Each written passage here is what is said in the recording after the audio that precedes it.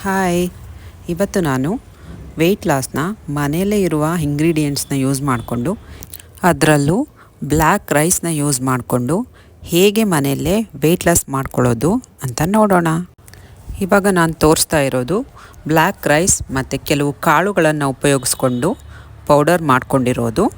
ಇದನ್ನು ಹೇಗೆ ಮಾಡ್ಕೊಳ್ಳೋದು ಅಂತ ನೋಡೋಣ ಬನ್ನಿ.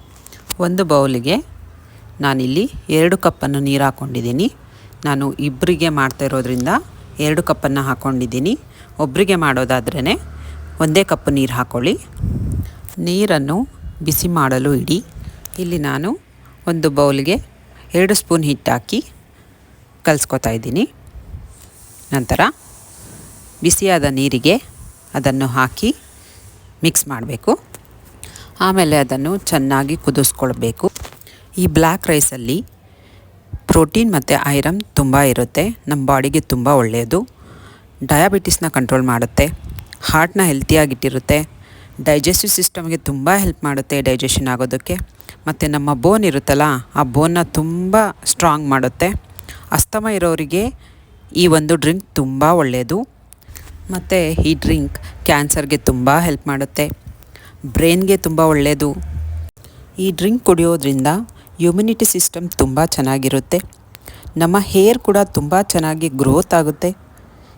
ಇದರಿಂದ ನಮ್ಮ ಸ್ಕಿನ್ ಕೂಡ ತುಂಬ ಸಾಫ್ಟ್ ಹೆಲ್ತಿಯಾಗಿರುತ್ತೆ. ಹಾಗೆ ವೆಯ್ಟ್ ಲಾಸ್ ಕೂಡ ಮಾಡುತ್ತೆ.